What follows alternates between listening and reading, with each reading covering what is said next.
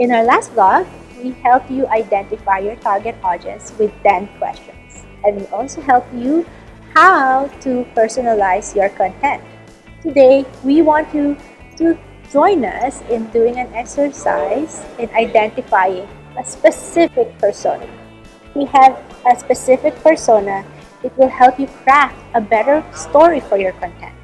It will also help you find opportunities for collaboration with specific brands and businesses that target the same audience. When you market to a broader audience, you're actually going to miss the message because you're trying to message everyone, and everyone will get a very mixed messaging because it feels like the message is not for them. According to Meredith Hill, if you try to speak to everyone, you're actually speaking to no one. Today, join me as we do this exercise of defining a specific persona for your business. We have a sample scenario for you that you can follow, and you can actually do this same exercise for your business. Let's say you have a salon and you wanted to create a specific content.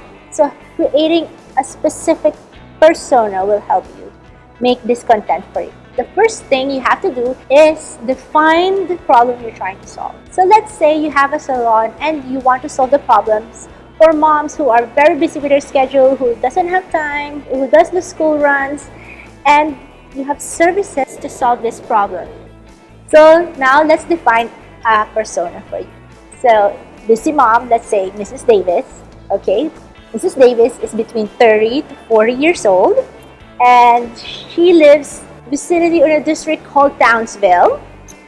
Now, so if you want to actually define and do certain marketing content, you would want to look around Townsville and see the businesses that exist or operate in Townsville.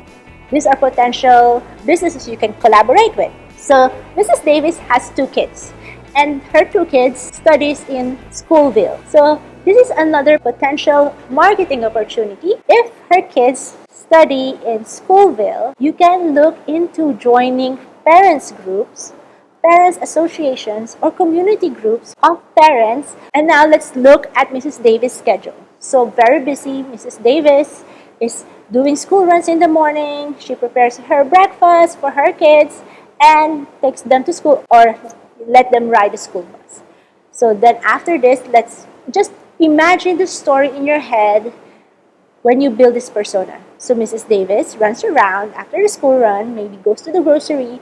Now think of what groceries she will go to. If she's an upper middle class, because this is your market, now look into the groceries or the shops Mrs. Davis will go to after school runs. These are opportunities for collaboration for you, for your business. So some days she will also go on a brunch with her friends.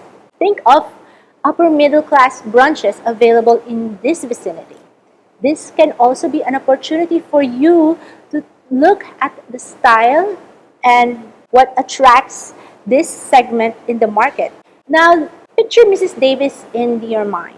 What clothing does she normally buy? The fashion brands that Mrs. Davis will buy are opportunities for collaboration for you. If she buys fashion AB brand, then maybe you can talk to fashion AB brand and say, hey, we want to do a shoot or collaboration and we want to feature your products in this content as well. This is called power of association. Now think of the kind of music or the radio station Mrs. Davis will listen to when she does her school runs. Now you can use this music and you can use these shows or the celebrity she follows and post relatable content on your stories or reels that Mrs. Davis will relate to. When she hears this music, when she sees this content, she will relate to your brand easily. So when you successfully tap into this persona, you can actually turn them into a happy and engaging customer.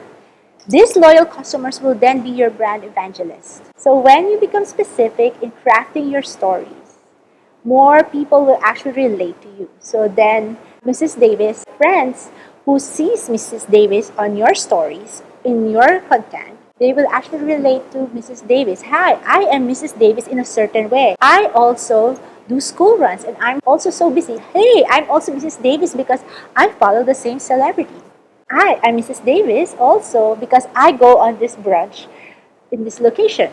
I'm Mrs. Davis because I love to wear Mrs. Davis clothes. So when you have a specific persona and you have successfully defined it, your story will be clearer and your messaging better. If you like this video, please follow us for more.